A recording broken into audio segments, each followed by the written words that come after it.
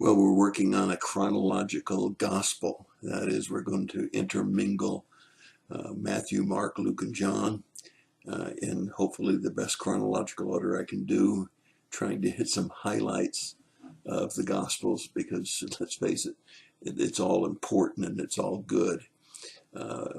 Today, going in chronological order, we want to take a look at just two gospels, and that is Luke and Matthew.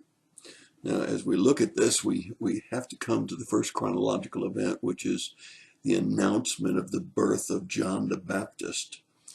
He was critical because he was going to be the forerunner of Jesus, and so we find that very clearly in the gospel that John was to be born of Elizabeth and Zechariah, and you'll find that in Luke and chapters 1 verses 16 and 17.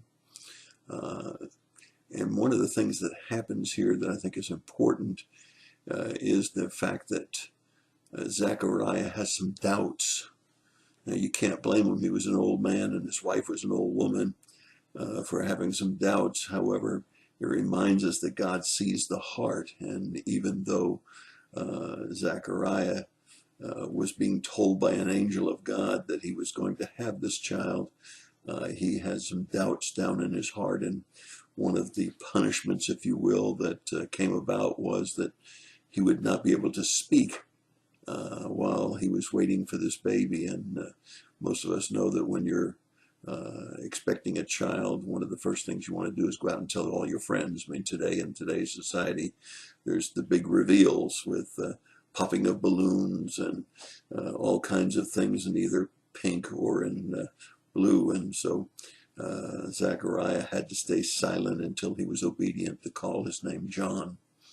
The second thing that we see in trying to stay in chronological order is that when we look at the birth of Jesus, it's apparent that God had to deal with Mary first. And so as we look at the gospel accounts, we see Mary being told in Luke not to be afraid, and that her child would be a very special child, and that he would be a king forever.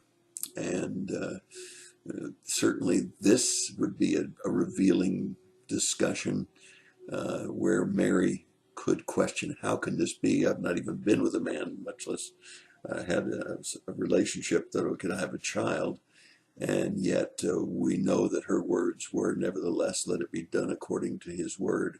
The obedience and the trust, not a doubt that God was going to do this or that he could do this. In both cases, in Zacharias and Elizabeth, we find the parents described in some detail in the text. And then, of course, Joseph had to be told. He was betrothed, he was engaged to Mary, and he too was told not to be afraid. And he was told actually a little bit more than Mary was, or at least as revealed in our text, in the fact that his name would be Emmanuel, God with us, and he would save his people, not from the Roman army and not from enemies, but he would save his people from their sins.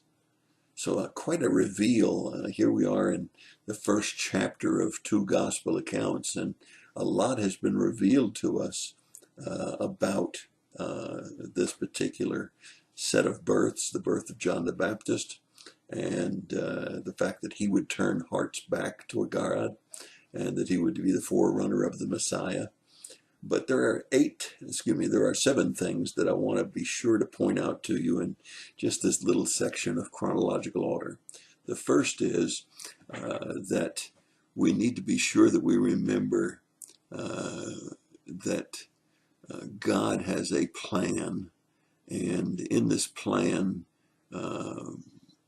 he fulfills things that may have been said years before. So the first thing we want to see is the fact that this fulfills at least 10 Old Testament prophecies, just this much of the story.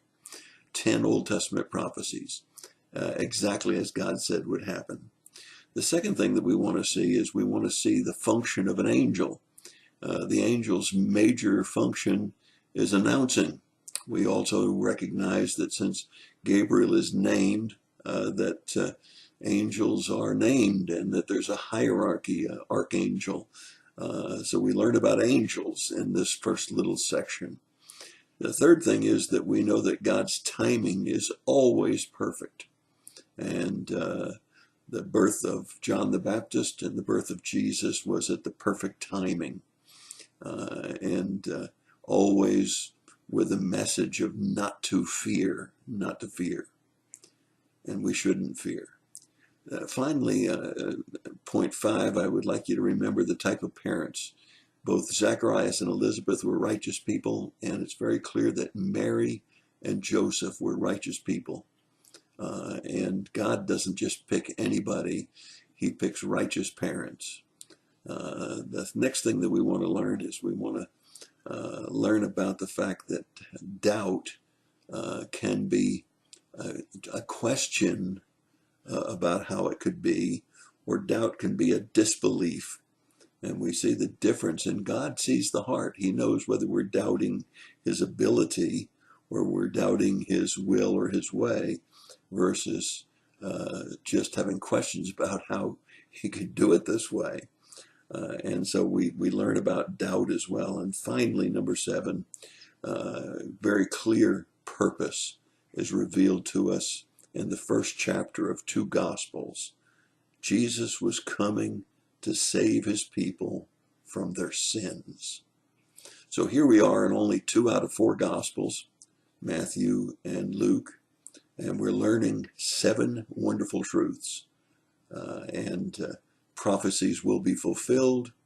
We see the functions of angels. We see God's timing being always perfect. We see that God doesn't want us to fear. We see us that he picks very special parents. We see that we need to be careful of our doubt.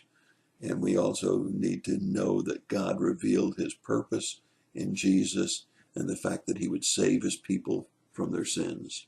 And that's my thought for the day. God bless you and have a great day.